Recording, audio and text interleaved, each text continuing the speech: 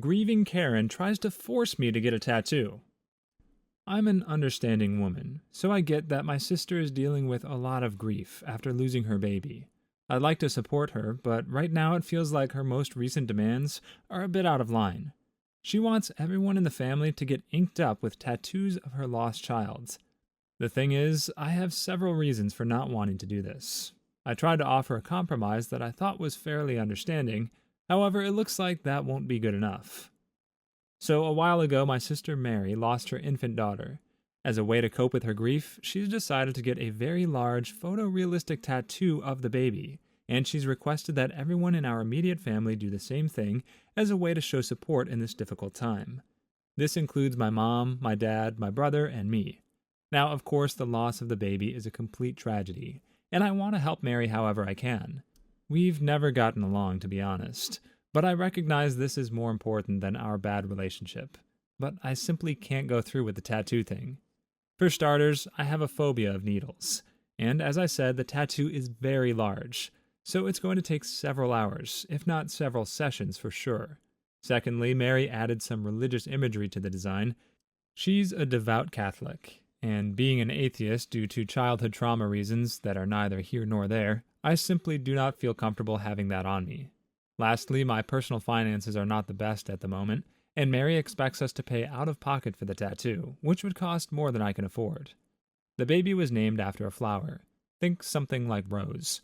So I offered to get a small bouquet of that flower tattooed instead, as a way to still honor the baby and support Mary without having to get the large, expensive tattoo.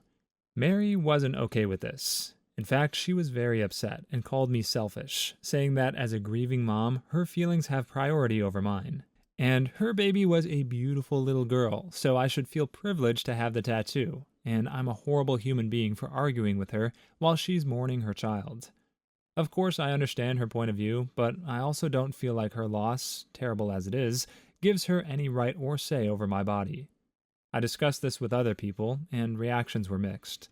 My mom and dad think that it's not wrong to not want the tattoo. They confess they don't want it either, but are going to get it regardless. And they think that I should do it anyway to keep the peace and for Mary's sake. My brother supports me fully. Others think I'm a biscuit and a terrible sister. Am I the jerk? I feel like if this original poster hadn't told us about the needle phobia, the religious trauma, and the large expense, she'd still be well aware that she's not the jerk. Even people with dozens of tattoos might not want a giant photorealistic baby on their skin. If you're going to get a tattoo like that, you may as well take a vow of celibacy to go along with it. There are guys who could still be with you while staring at a picture of a giant baby, but most of them can't come over to your place unless you live 1,000 feet from a school. A few commenters got severely downvoted for pointing out that the sister here is just grieving and clearly doing a poor job of it. But one of them actually made the helpful suggestion to simply put the issue off for a while. Tell her you want to wait 6 months to a year. In that much time, as she moves through her grief, she might realize on her own that these demands are unrealistic. If not, then she might actually be a Karen. What do you think? Is this sister a jerk or simply grieving? Is there a way to handle this situation without causing more drama? Leave your thoughts in the comments. My entire class abandoned me in a foreign country. For context, I use a cane to help me get around, since I have slightly deformed feet and it hurts to walk for long periods of time. I'm currently in Tokyo for the semester, and some of our classes require outings to different significant locations. Since I use a cane, I walk much slower than everyone else, which resulted in me getting left behind and downright lost twice in the same week. Since we are in our 3rd week of being in Tokyo, everyone knows by now that I use a cane and that I need more time to get to places compared to them. Today was the last straw for me. My classmates walked so much faster compared to me that I couldn't see where they were headed, which got me lost. I called a friend in the class, and she helped me get in contact with the teacher, who had to pick me up by taxi and take me to the shrine where everyone else was. I felt so humiliated and embarrassed. After doing our sightseeing and buying our omamori charms, I complained to 2 of my closest friends in the class that I was mad that I kept getting left behind whenever there was a trip. There have been 2 school trips and 1 weekend trip. Instead of comforting me like I expected, they told me I should just yell at the group to wait for me and that I should call someone before I lose sight of the group in order to not get lost. When I said that yelling at the group in public would make me feel bad and was rude to do, and that no one is on their phone to answer me even if I did call, one of my friends essentially told me that those were the solutions available to me. I mentioned that although it isn't everyone's responsibility to take care of me, it would be nice if some people lingered back for me in order for me to catch up and have a companion in case my feet were in great pain that day. In response, the same friend asked me, "Why are you sad then if you don't want people to wait for you?" I felt like this was somewhat victim blaming, but I could see where they were coming from. I plan on apologizing to everyone I complained to in the evening. Am I the jerk for getting mad at my classmates for leaving me behind? I actually don't see where OP's friend is coming from. When someone says it isn't your responsibility to wait, but that it would be nice, that is their way of saying they want you to wait. This whole conversation was OP saying he wanted people to wait. There's nothing confusing about this. I do agree that OP needs to get better at stating his needs. That said, it's awful that his friends need him to say something in order to notice that he's been left so far behind it takes a taxi to pick him up from across the city. It's worth noting that Reddit mostly disagrees with me on this. They put 100% of the blame on OP because it's no one's job to be nice to the crippled kid. It's the teacher's job to make sure the class gets to these landmarks though, right? Because a big question that came up is whether OP ever gave the teachers a note from the doctor explaining his condition. I'm sorry, but unless these teachers are visually impaired, I'm unclear on why they need a note to see that the three-legged kid in the back of the class has been left clear across Tokyo. I definitely think OP could stand to be a bit more vocal about his needs, but hanging back and showing a person some kindness is also something you can do without being asked. It doesn't cost you anything, and if not one of his friends is willing to do that without an argument, then I'm not sure he has any actual friends. Lazy husband refuses to arrange transportation for his vasectomy. My husband has a vasectomy scheduled for next Friday. He went in for a consultation about 2 months ago, and this was the earliest they could schedule the actual procedure on a Friday. He did not talk to me about scheduling this, or whether or not it conflicted with anything already on our schedule. He said he just picked the first available appointment on a Friday because he wants the weekend to recover without having to take extra days off work. Well, it turns out that it does conflict with my schedule. I have a huge workshop for my job next Friday. It's an all-day event, and my boss 100% expects me to be there. My husband was under the assumption that I would take off work to bring him to the procedure and take him home, but I've had to explain to him that I can't miss this workshop, and he's going to have to find his own way there. The doctor told him that they recommend having someone else drive you because some people pass out from the procedure. So I suggested that he take an Uber there and back, since the office is only 5 miles or so from our house. But he said, and I quote, "The last thing I want to do after having my sack cut open is to get in a car with a complete stranger, no matter how close to home it is." He said the doctor told him the whole procedure will only take 10 to 15 minutes, and that I could at least ask if I could get out of the workshop for an hour or so to take him there and back. But with where the workshop is being held, I would be gone at least 2 hours, and my husband's appointment is at 2:30 p.m., so I would miss pretty much the entire afternoon session. I don't want to do that. I think my husband is being unreasonable, and he's fully capable of either driving himself or taking an Uber. He asked me about it again last night, and I told him to stop asking because I am not going to do it, and he's going to need to figure it out on his own. I told him it's his fault that he scheduled this without talking to me first, and that if he wants me to drive him there, he's going to need to reschedule. He said he has already waited 2 months, and he just wants this done. We don't have any family nearby to drive him either, and he said he doesn't feel comfortable asking a friend to take him there because it's such a personal procedure. I told him he's just going to have to suck it up and figure it out on his own because he created this situation by not talking to me about it first.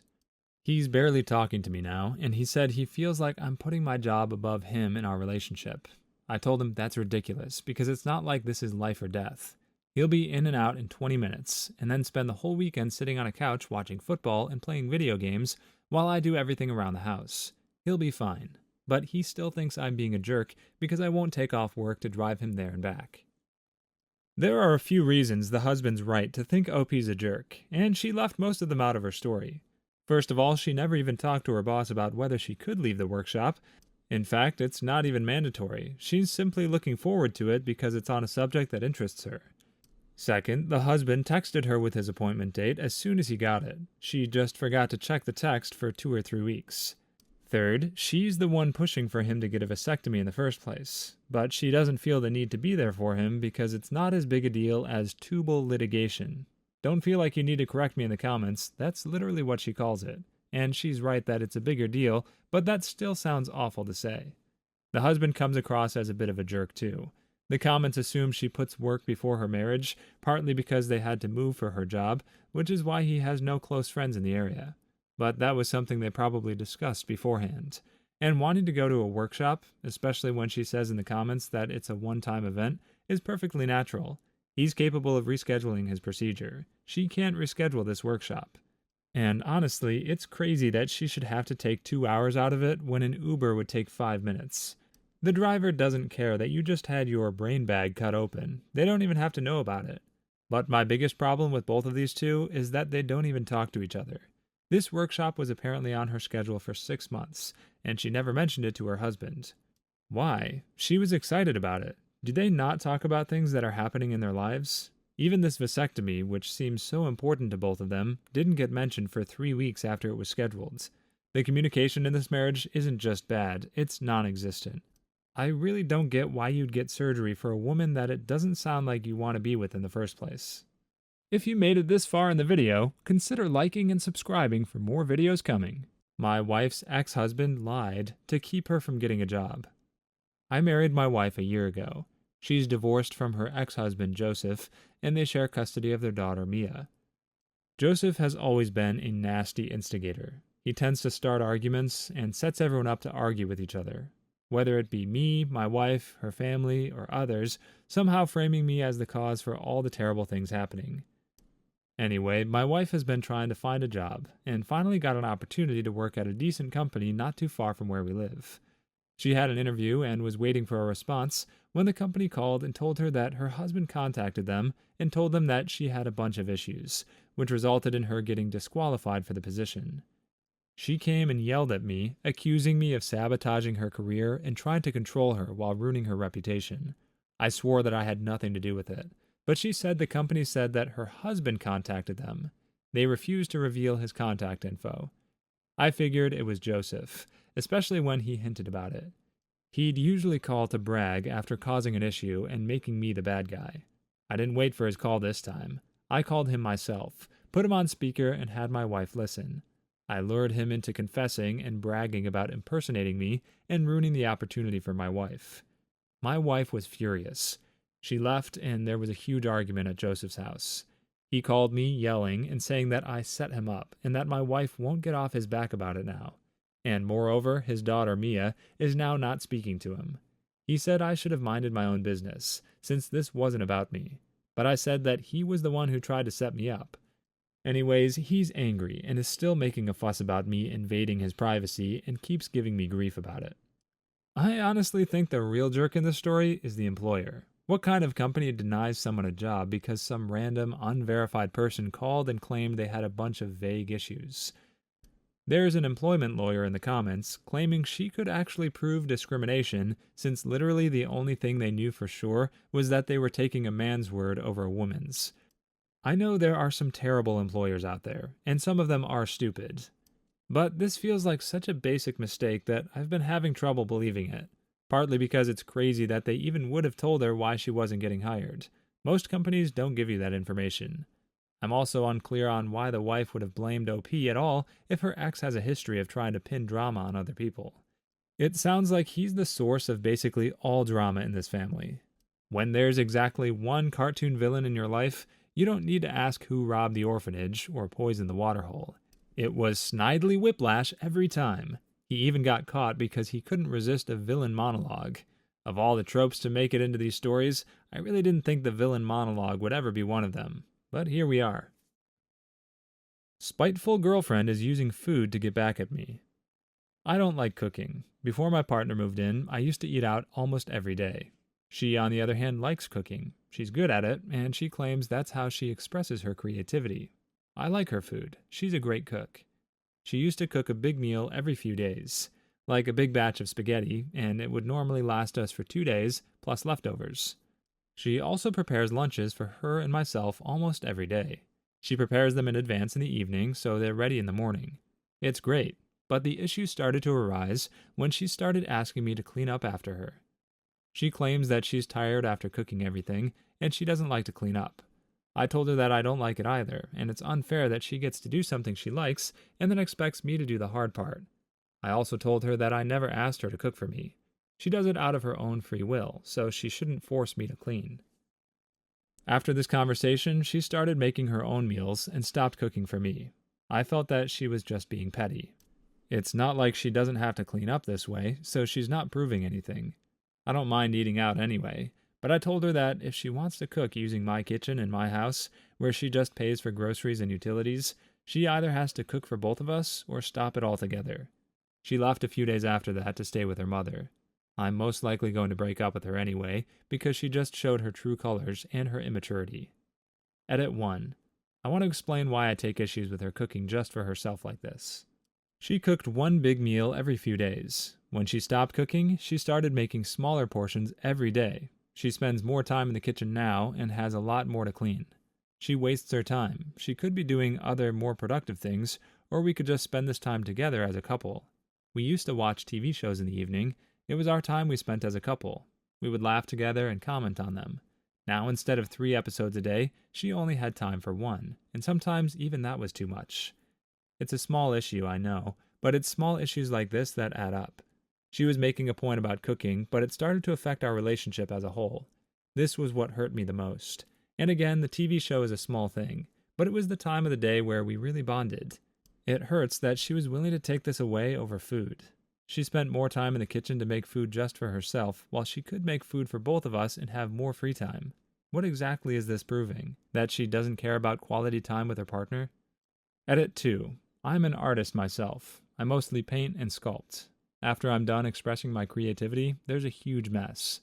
I work on my art every day. Sometimes when I'm tired, I leave the mess, and I clean up on the next day. I never asked anyone to clean up after me.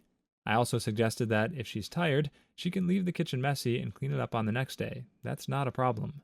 It's not like my girlfriend doesn't benefit from my art. I give her handmade gifts, and our home is decorated with my sculptures and paintings. I'm confused. This OP says it's wrong for his girlfriend to cook every day because she could be doing something more productive. Apparently, providing sustenance is a waste of time. But in his second edit, he says that he spends every day hammering rocks into fruit bowls, or whatever sculptors do. Why is that a better use of time? Besides, it's his own fault that she's cooking for herself. He tried to use financial dominance to force her into cooking and cleaning for him, and she showed him who's boss. Plus, as one of the comments pointed out, it doesn't matter that he pays rent. If she's paying for groceries and utilities, she's the reason they have food and a working stove to cook with. I doubt this story anyway. That second edit seems to have been made after one of the commenters made that same analogy. Also, it's worth noting that OP found every commenter who agreed with him and edited their comments into his post. There were 4 votes in his favor, on a thread with roughly 1,000 comments. So let's all agree that if this happened, the child who refuses to wash the dishes after mommy cooks for him is probably the jerk here. What do you think about this story? Would you have bothered staying as long as she did? Do you think she was cooking to get back at him, or just to spend more time away from him? Tell us how you'd handle this situation in the comments below. Please leave your stories in the comments. I'd love to make a video of them in the future. Also, don't forget to like and subscribe.